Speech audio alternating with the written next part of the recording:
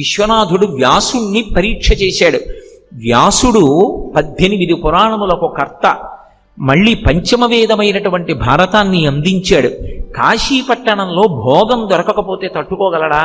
అన్నం లేకపోతే ఉండగలడా? చూడాలనుకున్నాడు.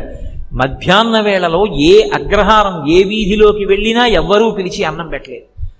ఒకళ్ళు వండుతున్నామన్నారు, ఒకళ్ళు కాయగూరలు కోస్తున్నామన్నారు, ఒకళ్ళేమో ఇంకా మా యజమాని తినలేదన్నారు, ఒకళ్ళేమో తర్వాతరా అన్నారు. కొన్ని రోజులు గడిచిపోయింది. ఎక్కడ లేని కోపం వచ్చేసింది వ్యాస మహర్షికి. నాకు అన్నం దొరకలేదని చేతిలోకి నీళ్లు తీసుకుని ఆయన కాశీ పట్టణాన్నంతటినీ శపించపోయాడు.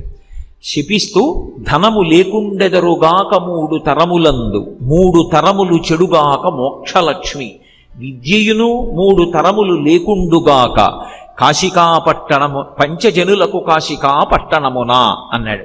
ఈ కాశీపట్టణంలో వచ్చి ఉన్నటువంటి వాళ్ళకి 3 తరములు మోక్షం లభించకుండుగాక, కాశీపట్టణానికి వచ్చిన వాళ్ళకి 3 తరాల ధనం లేకుండుగాక, కాశీపట్టణానికి వచ్చిన వాళ్ళకి 3 తరాలు చదువు రాకుండుగాక అని కాశీని శపించపోయి చేతిలోకి నీళ్లు తీసుకున్నాడు.